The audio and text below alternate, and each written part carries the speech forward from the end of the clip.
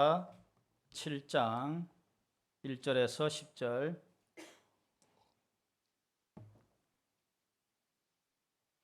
제가 봉독해 드리겠습니다.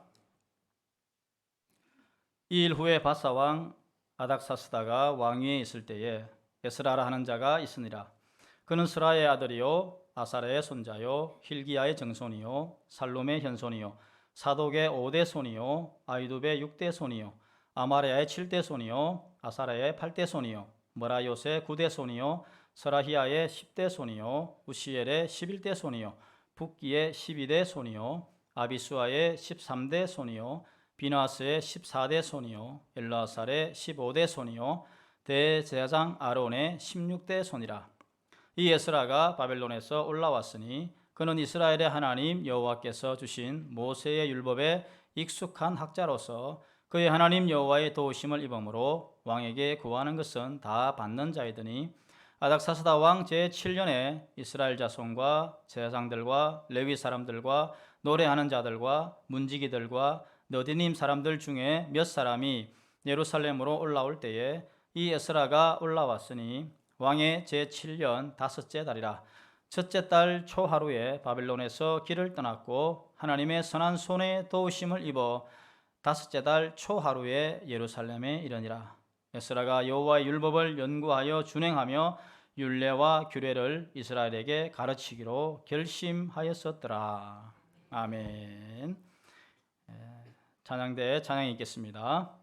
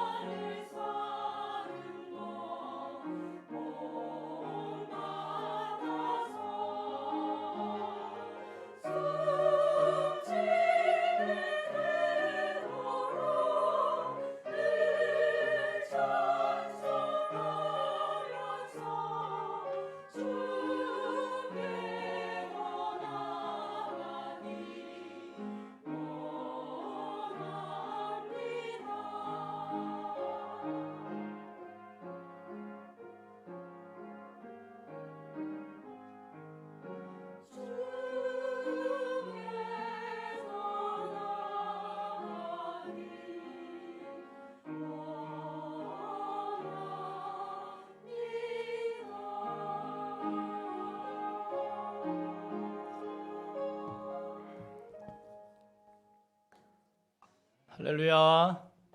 귀한 찬양으로 영광 돌려서 감사합니다. 우리 옆사람과 인사 한번 나눕시다. 사랑합니다. 축복합니다. 오늘도 잘 오셨습니다. 네, 잘 오셨습니다. 이제 더위가 한풀 꺾였죠? 왜 그러냐면요, 처서가 지났거든요.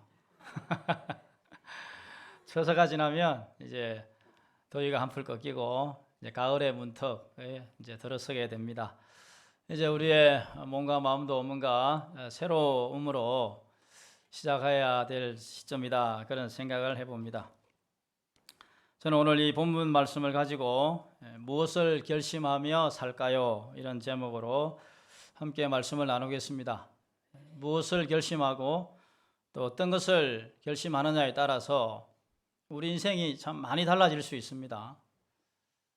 그 인생의 결과는 사람마다 천냥지차가 되는 것이죠. 21세기에 지금 우리가 살아가는 현 세기에 가장 영향력 있는 경영사상가가 있습니다. 그 사람 이름은 말콤 글래드웰이라고 하는 사람인데요. 이 말콤 글래드웰이라고 하는 사람은 오늘 이 시대의 경영사상가로서 우리에게 많은 영감을 주고 있습니다. 그는 영국에서 태어나서 캐나다에 살았고 또 언론인으로 왕성하게 활동하고 있습니다. 그가 근간에 베스트셀러를 한 권 냈는데요. 그 책 이름이 아웃라이어라고 하는 책입니다. 이 아웃라이어라고 하는 것은 어떤 평범한 집단이 아니고 아주 비범한, 좀 나름대로 우리가 보기에는 엉뚱하다 싶을 정도의 어떤 사회 집단, 그런 사람들을 말합니다. 그래서 그 책에 보면 2장에 이런 용어가 나옵니다. 1만 시간의 법칙. 아마 들어보신 분들은 들어보셨을 텐데 인생에서 어떤 분야에서 성공을 하려면 1만 시간의 연습이 필요하다는 겁니다. 그런데 1만 시간이라고 하는 것은 하루에 3시간씩 약 10년 동안 해당되는 시간입니다. 결코 적지 않은 시간이죠. 한 분야에서 10년을 봉사하고 거기에서 10년을 일을 하면 전문가라고 말합니다. 공병호 박사가 10년의 법칙이라는 책을 냈는데요. 한 분야에서 10년을 종사하면 전문가입니다. 여러분들은 한 분야에서 10년 이상을 듣고 있기 때문에 설교를 듣는 데는 전문가예요. 수십 년 가지고 듣고 계시지 않습니까? 설교를 하는 데는 제가 전문가이지만 여러분은 듣는 데 전문가예요. 그만큼 오랫동안 우리가 듣고 또 말씀을 익숙하게 알고 있습니다. 어떻게 해서 이 1만 시간이라고 하는 이 내용이 나오게 됐는가 하니까 그를 뒷받침하는 연구를 하나 했는데요. 1990년대 초에 베를린에서 그 음악 아카데미 학생들을 대상으로 연구를 했습니다. 그 학생들은 거의 다가 이제 공립학교 음악 교사가 꿈인 학생들이에요. 그런데 이 학생들이 이제 처음에 바이올린을 집어든 그 순간부터 얼마나 연습했는가를 조사를 했어요. 이들은 모두 5살 전후에 바이올린을 처음 잡았습니다. 그리고 대략 일주일에 2-3시간씩 연습했다는 공통점이 있어요. 그런데 이제 이 연습량의 차이는 8살 무렵부터 점점 벌어졌고 결국 20세에 이르렀을 때에는 이 엘리트 집단은 그야말로 1만 시간의 연습량을 채웠고 두 번째 집단은 8,000시간, 세 번째 집단은 4,000시간, 이렇게 이제 연습량을 채웠답니다. 그래서 이 사람은 이제 어떤 분야에 성공을 하려면 최소한 1만 시간의 투자와 노력이 있어야 된다. 그런 이제 연구 결과를 책에서 이제 내게 됩니다. 그렇습니다. 우리 인생에서 성공하는 거 참 쉽지 않습니다. 정말 피, 땀, 눈물, 꼭 뭐 어떤 가수의 노래 제목이 아니라도 피, 땀, 눈물이 필요합니다. 우리 한국의 LPGA를 주름 잡는 수많은 여성 골퍼들이 박세리 퀴즈 그 이후에 10년 동안 거기서 배우고 열심히 공을 친 이후에 지금 LPGA를 주름 잡고 있지 않습니까? 신지혜 선수는 하루에 7,000개의 공을 친다고 합니다. 야, 어떻게 하면 골프공 7,000개를 하루에 칩니까? 그만큼 부단한 연습과 노력이 필요한 거죠. 우리가 알고 있는 김연아 선수는 수천 번의 엉덩방아를 찍고 그야말로 트리플 악셀을 성공했지 않습니까? 그냥 스스로 저절로 되는 건 하나도 없는 것 같습니다. 제가 왜 서두에 이런 말씀을 드리는 거 하니까 오늘 본문이 바로 그겁니다. 한 시대의 인생을 치열하게 살고 그 분야에서 그야말로 성공적인 또 발군의 실력을 발휘해서 한 나라의 운명을 뒤바꾸는 그런 한 사람을 오늘 우리가 배우기를 원하는 것입니다. 그 사람이 바로 여러분이 잘 알고 있는 에스라입니다. 여러분, 에스라라고 하는 사람을 이야기할 때 앞에 붙는 수식어가 있죠. 뭡니까? 학사 에스라.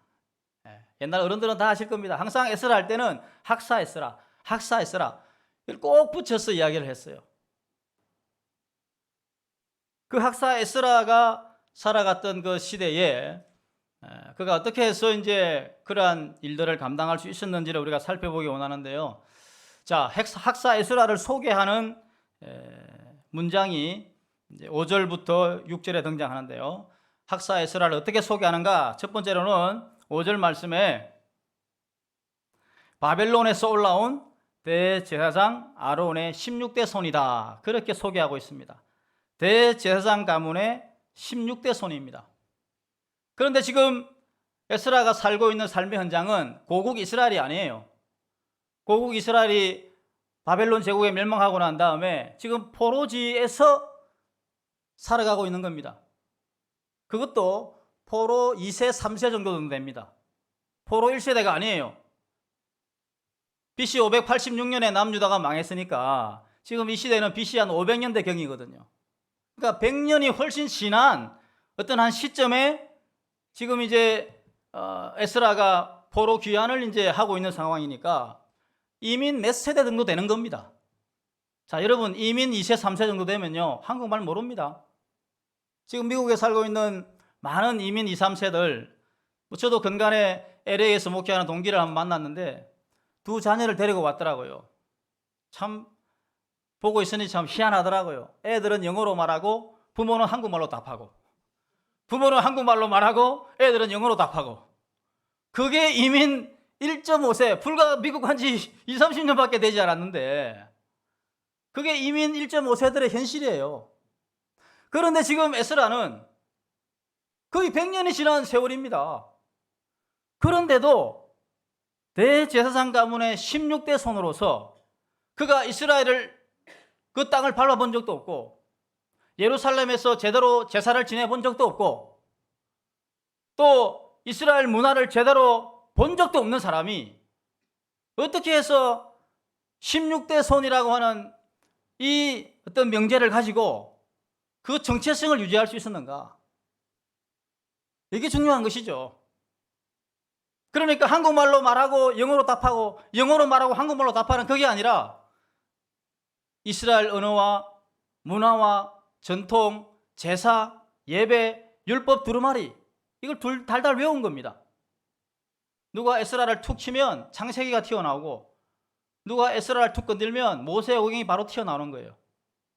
십계명이 줄줄줄 입에서 나오고 구약 성경 통째로 외우면서 그 말씀대로 행하기를 애썼던 그 결과로 아론 가문의 대제사장 16대 손이다, 그렇게 그를 소개하고 있는 겁니다. 이렇게 되기가 결코 쉽지가 않습니다. 서두에서 말씀드린 1만 시간의 법칙, 그가 그 정체성을 유지하기 위해서 얼마나 피나는 노력을 했겠습니까? 얼마나 그 포로지에서 말씀대로 살아가기 위해서 애를 썼겠냐 하는 겁니다. 오늘 우리도 발을 딛고 있는 삶의 현장은 믿지 않는 많은 사람들의 틈바구니에 살고 있습니다. 서울 시민이 1,000만 조금 못 됩니까? 그 복음화율이 20%, 쉽게 말하면 10명 중에 8명은 안 믿는 사람이에요. 10명 중에 2사람이 믿지 않습니까? 그 안 믿는 사람 8명 그 틈바구니에서 우리가 살아가는 거예요. 더군다나 에스라는 바벨론 그 대제국 이방 문화 속에서 살았던 사람이에요. 그 가운데서도 정체성을 지킨다는 것, 참 그가 하나님 앞에 얼마나 자신을 다잡고 살아갔는가라고 하는 것을 아론의 16대 손, 이 설명을 통해서 깨달을 수 있습니다. 그 다음 두 번째로 에스라를 소개하기를 6절 말씀에 있는데요. 우리 6절 말씀을 같이 한번 읽어보도록 하겠습니다. 이 에스라가 바벨론에서 올라왔으니 그는 이스라엘의 하나님 여호와께서 주신 모세의 율법에 익숙한 학자로서 그의 하나님 여호와의 도우심을 입음으로 왕에게 구하는 것은 다 받는 자이더니. 두 번째로 모세의 율법에 익숙한 학자입니다. 아론 가문의 16대 손일 뿐만 아니라 타이틀만 16대 손이 아니고 실제로 그의 삶에 모세의 율법에 익숙한 학자였습니다. 이 익숙하다는 원문의 뜻은 여러 번 해보아서 능수능란하다, 이런 뜻이 있습니다. 단순히 안다는 차원이 아니고 하나의 논문을 쓸 정도의 지식을 가지고 있고, 여러분 앞에 강의하고 수백 시간을 이야기할 수 있을 정도의 능수능란한 율법에 익숙한 사람이었다라고 하는 겁니다. 그런데 그가 이렇게 율법을 외우고 익숙한 서기관으로서, 학자로서 수고하고 애쓴 이것이 그냥 그것으로만 끝난 것이 아니라 바벨론 그 제국에서 통하더라는 겁니다. 무슨 말인가 하면 에스라가 그 실력을 인정받아서 왕궁에서 서기관의 역할을 합니다. 왕궁에서 중요한 왕실 자료를 기술하고 또 왕실 자료를 보존하고 관리하는 왕의 총애를 받는 그 위치까지 올라가게 되었다는 거예요. 무엇을 할 때요?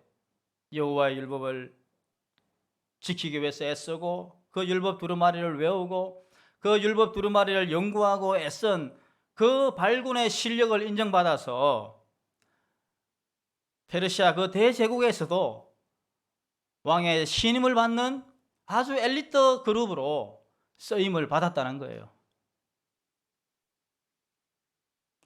이것이 참 우리가 생각하는 바가 상당히 중요합니다.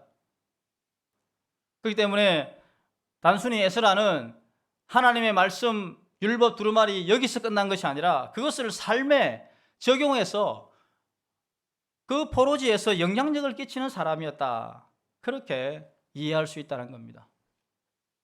여러분, 우리가 하는 신앙생활, 교회에서 하는 이 봉사, 섬김, 이것이 여러분의 삶의 현장에서 얼마나 에스라처럼 적용이 되고 있고 그 사람들로 하여금 인정을 받고 있느냐, 이건 상당히 중요한 겁니다.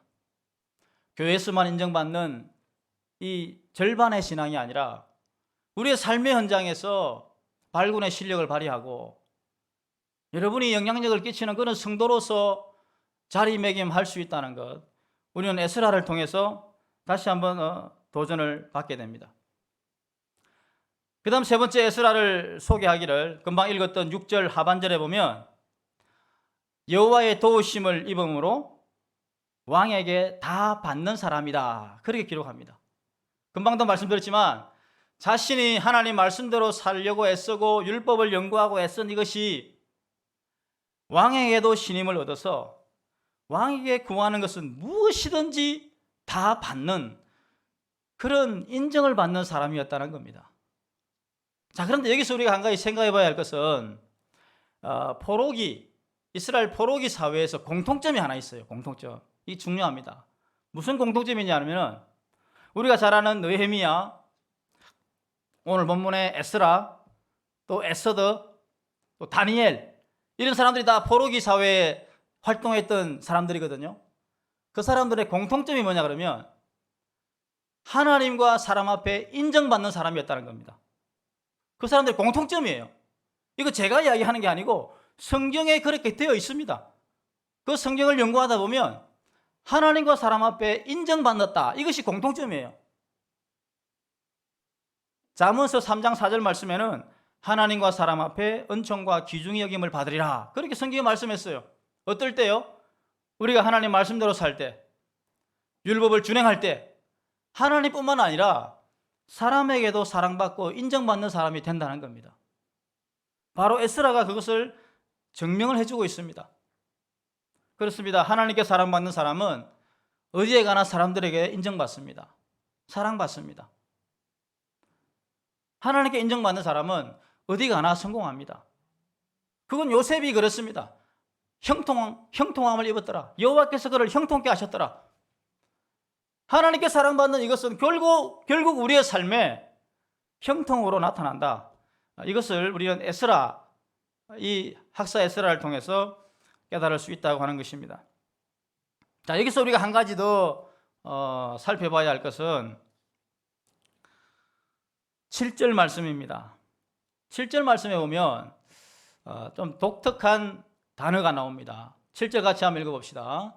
아닥사스다 왕 제7년에 이스라엘 자손과 제사장들과 레위 사람들과 노래하는 자들과 문지기들과 너디님 사람들 중에 몇 사람이 예루살렘으로 올라올 때에, 여기에 보면 우리가 익히 아는 제사장, 레위 사람들, 노래하는 자들, 이스라엘 예루살렘 성전에 지금 우리 찬양단처럼 노래하는 사람들이 있었거든요. 또 문지기들 중요합니다. 다 중요한 직분들이고 다 남 앞에 스포트라이트를 받는 그런 직분들이에요. 그런데 한 부류의 사람들은 그렇게 상대방에게 스포트라이트를 못 받아요. 또 그렇게 중요하게 여김을 받지 못하는 사람일 수 있어요. 누굽니까? 너디님 사람들입니다. 이 너디님 사람들이 누군가 하면은 여호수아 성경에 보면은 어느 정도 힌트가 나오는데요. 여호수아 9장 23절 말씀에, 여호수아 9장 23절 같이 한번 읽어보겠습니다. 그러므로 너희가 저주를 받나니 너희가 대를 이어 종이 되어 다 내 하나님의 집을 위하여 나무를 패며 물을 깃는 자가 되리라 하니. 그러니까 이스라엘이 가나안 정복 전쟁할 때에 한 어떤 부류가 그 종족 중에 이스라엘 사람들을 위해서 나무 패고 물 깃는 사람들이 있었어요. 그 사람들이 바로 너디님 사람들입니다. 그런데 이 너디님 사람들은 남들에게 인정을 받지 못할 수도 있어요. 제대로 된 스포트라이트를 받지 못할 수도 있어요. 누가 수고한다고 어깨 한번 두드려주지 않을 수 있습니다. 누가 애쓴다고 칭찬 한마디 못 들을 수 있는 그런 직분의 사람들이에요. 그런데 이 사람들도 에스라를 따라서 수개월간의 장정을 거쳐서 이스라엘 본국으로 돌아오려고 신청을 합니다. 참 여기서 우리는 많은 것을 깨닫게 됩니다. 누구 하나 인정해 주지 않고 수고한다고 애썼다고 어깨 한번 두드리지 못하는 그 너디님 사람들, 성전 봉사를 위해서 나무하는 사람들, 빨래하는 사람들, 밥 짓는 사람들, 물 깃는 사람들, 허드렛 일 해요. 허드렛 일. 요즘 말로 하면 3D 업종이에요. 허드렛 일 하는 그 일을 위해서 함께 그 길에 올랐다는 겁니다. 여러분, 우리가 몸된 교회를 위해서 봉사할 때에 남들이 나를 못 알아줄 수 있어요. 또 남들이 잘 보지 못하고 눈에 안 띄는 곳에서 봉사하는 사람들이 있을 수 있어요. 저 기대 방송실 때는 아무도 안 보이잖아요. 저 숨어서 이제 머리만 이렇게 누가 수고한다고 몰라줄 수 있어요. 방송 하나 틀리면 바로 눈에 보이죠. 잘해야 본전이고 못하면 왜 저래 이렇게 나옵니다.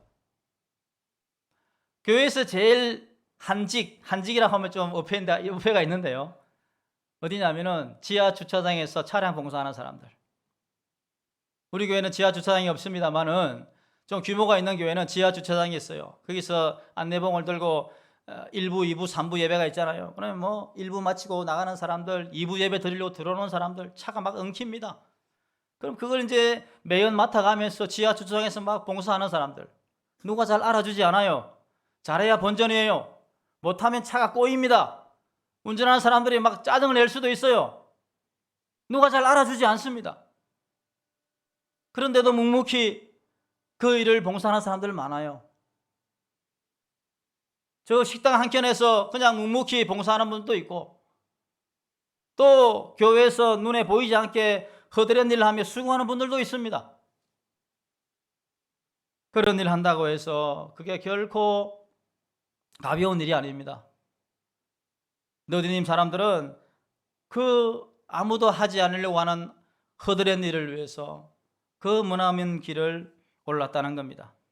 그 머나먼 길이 얼마나 되었을까요? 9절 말씀해 보시면 그런 기록이 나옵니다. 9절 말씀 같이 읽어봅시다. 9절. 첫째 달 초하루에 바벨론에서 길을 떠났고 하나님의 선한 손에 도우심을 입어 다섯째 달 초하루에 예루살렘에 이르니라. 보세요. 1월 1일에 출발해서 5월 1일에 도착했으니까 4달이 걸린 겁니다. 바벨론에서 이스라엘 귀환하는 기간은 4개월이라고 하는 대장정의 길입니다. 그 길을 가기 위해서는 도둑질을 만날 수도 있고 또 수많은 질병과 위기를 만날 수 있습니다. 그 4개월간에 어떤 일이 일어날지 아무도 알 수 없습니다. 그런데 그 엄청난 위기와 어려움과 고난과 혹독한 과정 가운데서도 그 길을 에스라는 왜 떠났으며 그 길에 봉사하는 사람들은 왜 떠났으며 너드님 사람들은 왜 떠났을까요? 여기서 오늘 이제 결론적인 말씀을 하고자 합니다. 10절 말씀 보시면 이렇게 기록되어 있습니다. 10절 말씀 같이 읽겠습니다. 에스라가 여호와의 율법을 연구하여 준행하며 율례와 규례를 이스라엘에게 가르치기로 결심하였더라. 할렐루야. 왜 에스라가 그 엄청난 길을 떠나고 왜 사람들이 4개월의 대장정의 길을 떠나고 왜 너디님 사람들이 아무도 알아주지 않는 그 봉사를 하기 위해서 그 길을 떠나는가? 그 시발점은 바로 에스라의 결심 때문에 그렇습니다. 오늘 이게 핵심적인 주제입니다. 그래서 무엇을 결심하고 어떤 결심을 하느냐가 우리의 삶을 좌지우지할 수 있고 한 나라의 운명을 좌지우지할 수 있습니다. 지금 이스라엘은 바벨론 포로에서 제대로 된 말씀을 먹지도 못했고 또 제대로 말씀을 가르치는 사람도 없었고 거의 지금 이스라엘의 정체성을 잃어버릴 심각한 위기에 처해 있습니다. 그 심각한 위기에서 다시 그들을 일으킬 수 있는 것은 하나님의 말씀밖에 없거든요. 그런데 그 말씀에 에스라는 박사입니다. 그 말씀을 연구하고 애썼습니다. 그래서 내가 알고 있는 하나님 말씀, 내가 깨달은 이 말씀, 이것을 내가 이스라엘 백성들에게 가르쳐서 이스라엘의 정체성을 바로 세워야 되겠다. 이것이 자신의 평생의 결심이었습니다. 하나님 얼마나 기뻐하셨을까요? 하나님이 얼마나 마음이 협조하셨을까요? 정말 여름 가뭄에 얼음 냉수같이 하나님 마음이 시원했을 겁니다. 그런데 에스라가 이런 결심을 하면서 그 결심이 이루어지기까지 자기 힘으로 되었느냐? 그렇지 않습니다. 오늘 성경은 우리가 읽었던 9절 말씀 중반절에 하나님의 선한 손에 도우심을 입어 이렇게 고백하고 있습니다. 결심은 본인이 했습니다. 결심은 자기가 정말 내가 한번 해보겠다 애쓰며 노력했습니다. 그런데 그 과정에 누가 간섭하십니까? 누가 섭리하십니까? 하나님의 선한 손이 도우십니다. 하나님의 선한 손이 그를 도우십니다. 하나님의 선한 손이 그를 어떻게 돕습니까? 자, 그 내용이 11절부터 28절까지 적나라하게 표시가 되어 있습니다. 어떻게 돕느냐? 에스라가 그 당시 아닥사스다 왕 페르시아 왕에게 왕이여, 내가 이스라엘까지 가려고 하면은 돈도 필요하고 말도 필요하고 또 여러 가지 상황 가운데 필요한 것들이 너무 많습니다. 그리고 이스라엘 도착했을 때에 내가 제사를 드리려고 할 때에 그 제사를 드리려고 하는 수많은 제사의 기물들이 필요합니다. 그걸 누가 다 줍니까? 아닥사스다 왕이 줍니다. 아닥사스다 왕이 어떤 왕입니까? 대제국 페르시아 이방 왕입니다. 이스라엘과 전혀 관계없는 왕입니다. 도와줘도 그만, 안 도와줘도 그만입니다. 자기들이 뭐 제사를 드리든 예배를 드리든 아무 관계가 없어요. 그런데 에스라가 그 모든 것을 요구할 때 아무 군소리지 않고 다 내어줍니다. 왕의 내탕고에서 다 꺼내줍니다. 그리고 조서를 내려가지고 이 사람들이 이스라엘까지 도착할 때까지 국경을 통과할 때 무비자로 프리패스로 통과할 수 있도록 다 조치를 취합니다. 도둑대가 침범하지 못하도록 모든 만반의 준비를 아닥사스다 왕이 다 해줍니다. 세상에 이런 일이 어디 있습니까? 여러분, 우리가 인생을 살 때요, 꼭 믿는 사람만이 나를 도와주는 거 아닙니다. 아까도 말씀드렸지만 우리 가운데는 80%가 예수님을 안 믿어요. 그분들이 다 적입니까? 아닙니다. 하나님은 그분들을 통해서 우리를 역사하는 겁니다. 하나님은 안 믿는 사장님을 통하여, 시위를 통하여, 안 믿는 상관을 통하여 우리에게 역사합니다. 이건 놀라운 일입니다. 저도 그런 거 많이 경험했어요. 군대 생활하면서도 지휘관들에게 많은 도움을 받았고요. 또 사회생활 하면서도, 직장생활 조금 하면서도 많이 받았어요. 사장님이 저한테 시계도 선물해주고 뭐 여러 가지 것들을 많이 해주고 전 많이 경험했어요.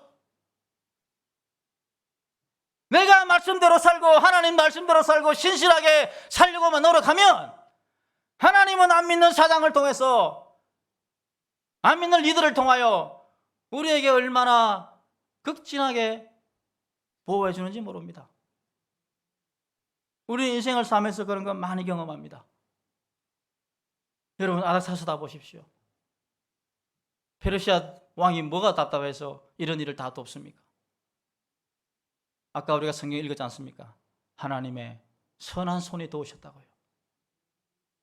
하나님의 선한 손이 도우니까 이방 왕도 마음을 움직이시고 4개월간의 대장정의 그 길을 아무 어려움 없도록 해 주셨습니다. 우리가 읽지는 않았지만 8장에 보시면 또 더 자세한 내용이 나오는데요.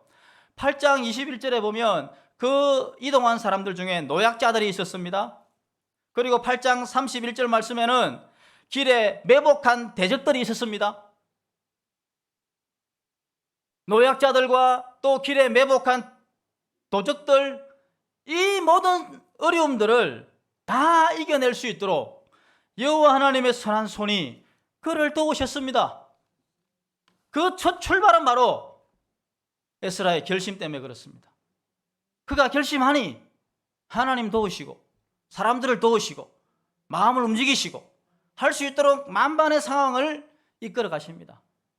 저는 인생을 살면서 제 인생에 철칙이 있습니다. 그건 바로 하나님은 하고자 하는 자에게 은혜를 주시고, 하나님은 하고자 하는 자에게 사람도 붙여주시고, 하나님은 하고자 하는 자에게 물질도 주시고, 하나님은 하고자 하는 자에게 환경도 만들어 주신다. 이게 제 신앙의 나름대로 깨닫고 경험한 원리입니다.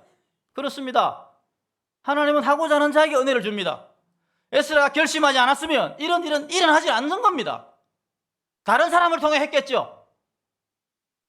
그 다른 사람에게 갈 복이 에스라에게 온 겁니다. 무엇 때문에요? 이 사람이 먼저 선제적으로 결심했기 때문에요.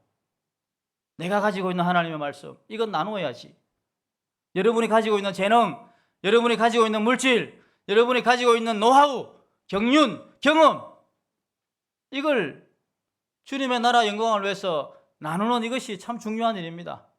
요즘 사회에서도 재능 기부라는 말을 많이 하지 않습니까? 재능 기부.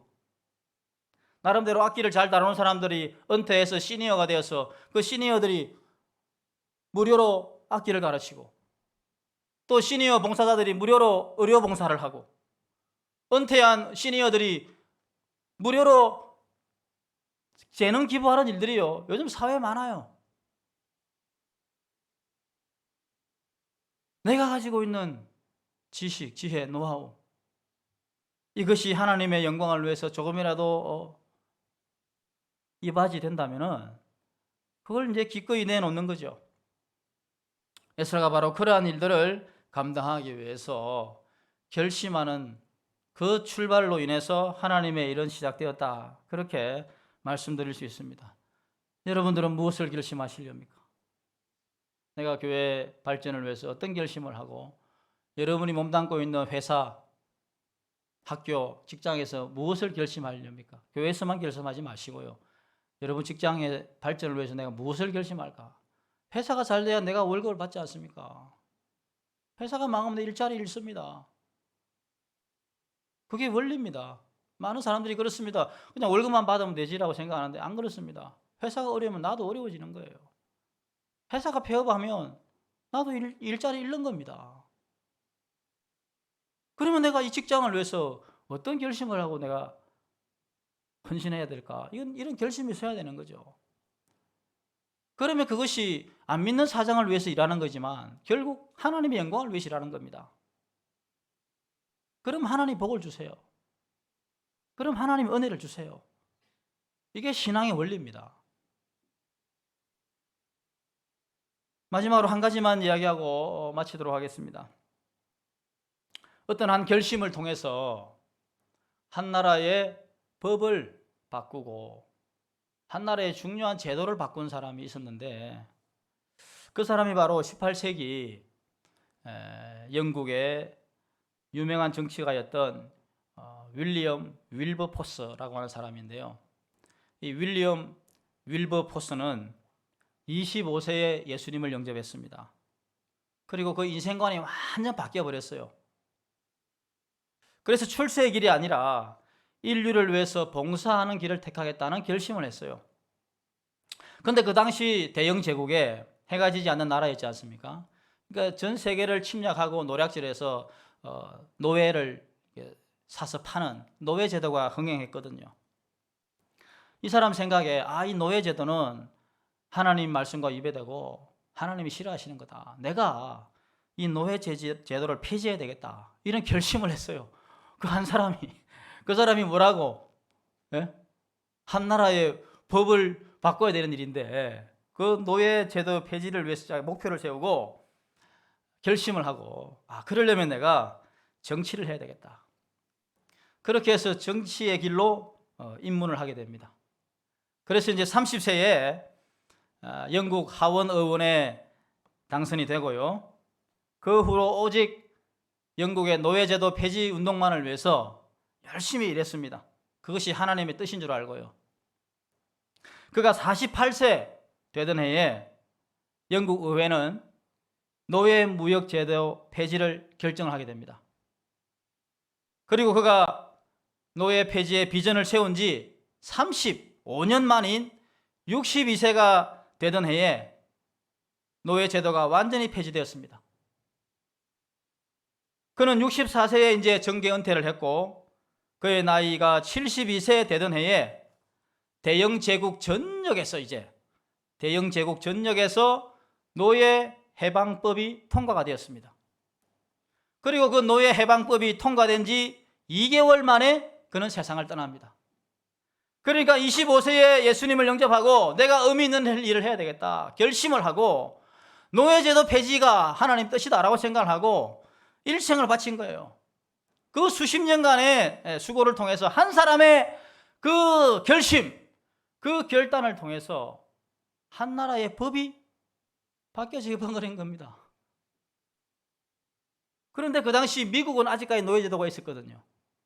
영국이 먼저 노예제도를 폐지합니다.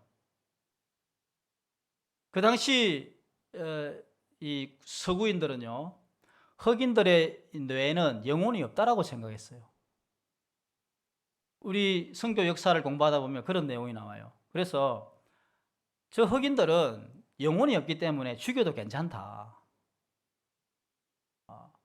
노예를 팔고 사도 괜찮다라는 생각이 그 서구인들 생각에 있었던 거예요. 철저하게 잘못 아는 거죠.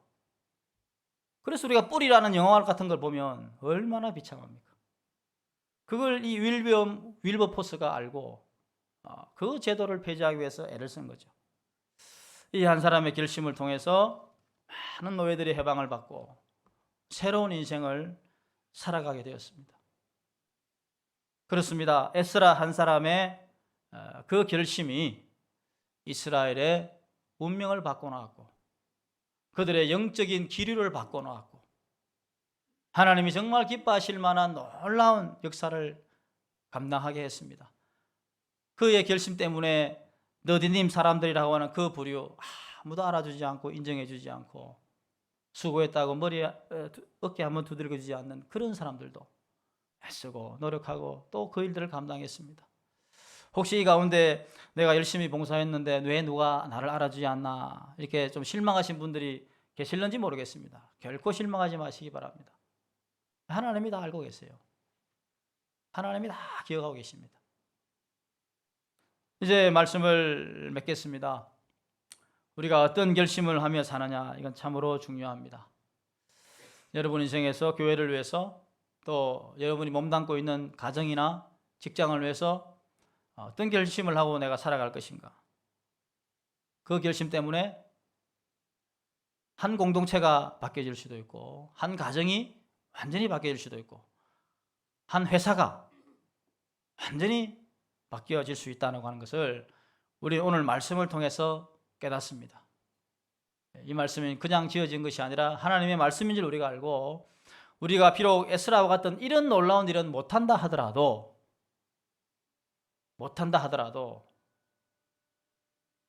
우리가 결심하면 하나님이 일하십니다. 그 하나님의 선한 손이 여러분을 도우시면 어떤 결과가 나올지는 nobody knows, 아무도 모릅니다. 하나님이 하십니다. 하나님이 하십니다. 이러한 일들을 믿음으로 나아갈 수 있기를 간절히 소원합니다.